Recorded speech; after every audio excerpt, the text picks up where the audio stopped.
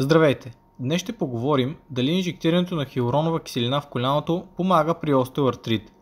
Както знаем, остеоартрита в коляното, най-накратко казано, представлява дегенеративно заболяване, което води до разрушаване на ставният хрущял, последваща болка и загуба на мобилност. А какво е хиалуроновата киселина?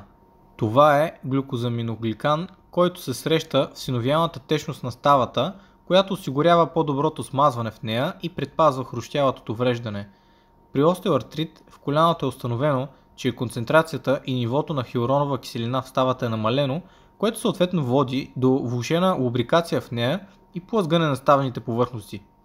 Това, което сега ще разгледаме, е един метаанализ, обединяващ 7 рандомизирани проучвания и 10 проспективни проучвания. Проспективно проучване представлява такова проучване, в което пациентите се проследяват за даден период от време. А какво е рандомизирано проучване, може да видите във видеото ми за глюкозамина. Но накратко това представлява проучване, в което хората се разделят на две групи на случайен принцип, обикновено от компютър. Едната група обикновено е тази, която е на тестваното лечение, а другата е просто плацебо или друго лечение, срещу което първото се сравнява. 6 от рандомизираните проучвания са били двойно слепи, т.е. нито тези, които са слагали инжекциите, нито пациентите са знаели какво се слага. Дали истинска инжекция или просто плацебо. Това е важно, за да бъде сигурно, че ефектите, които са се постигнали, се дължат на хиалуроновата киселина, а не просто на очакванията и нагласите на участниците и изследователите. Другите 10 проучвания са били проспективни, като времето на проследяване след инжектирането на хиалуроновата киселина средно е било около 52 седмици.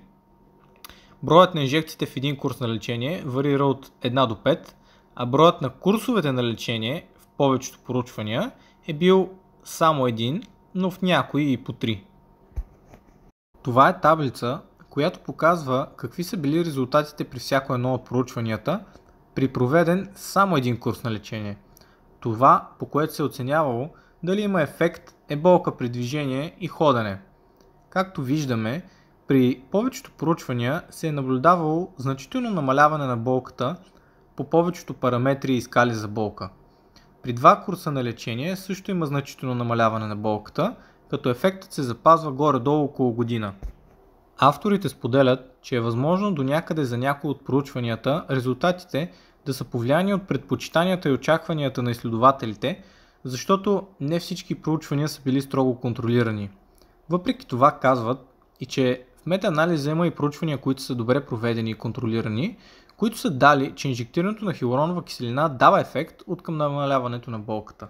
Нека видим обаче и има ли странични ефекти, сериозни ли са и често ли се срещат. На тази таблица можете да видите основните странични ефекти, които авторите на различните проучвания са установили и честотата им. Както виждаме, основните са моментна болка, подуване, периферен отток и болка на мястото, където е инжектирано, но процентите са доста ниски.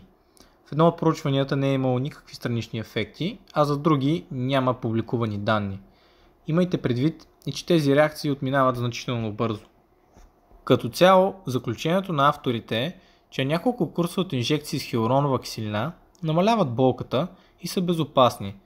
Все пак признават, че са нужни допълнителни изследвания и проучвания, за да потвърдят изводите им, тъй като в метаанализа им има проучвания, които, както казах, не са добре контролирани и биха ни заблудили или биха дали погрешни данни. Въпреки това, клиничната практика е показала, че хиалуроновата киселина наистина помага, а и други проучвания също не са стигнали до лоши заключения. Например, един метаанализ, който е сравнявал ефектите на кортикостероидните инжекции срещу хиалуроновата киселина, е показал, че кортикостероидната инжекция обезболява по-бързо, но има по-краткотраен ефект до около 1 месец спрямо инжекцията с хиалуроновата киселина, която тук сочи, че ефектът е до около 6 месеца. А както казахме в предишния метаанализ, ако се направят няколко курса, ефектите се запазват до около година. Това, което трябва да запомните е, че да, инжекциите с хиалуронова киселина помагат, но имайте предвид, че те не лекуват артрита. Те са просто помощно средство, чрез което да намалите болката за да изкарате още време и да отложите за по-късно евентуално сменяне на ставата. Хрущялът няма способността да се регенерира и затова не си мислете, че тези инжекции са панацея. Другото, което трябва да имате предвид, е, че в повечето проучвания, които са правени на тази тема, са участвали хора, които са в начален или междинен стадий на артрит. Тоест, ако вие вече сте в късен стадий и артрита е прогресирал значително и коляното ви е доста зле, тези инжекции може и изобщо да не ви подействат, или поне аз не съм погледнал за такива данни. Но преди да решите дали да си слагате, се консултирайте с лекар и го помолете да ви каже какви са научните данни и има ли смисъл да се слага или трябва направо ставата да се смени. Това беше от мен за сега. Ако видеото ви е харесало, може да ударите по един лайк, да ме подкрепите като се абонирате за каналът ми, да го споделите с приятели и чао от мен!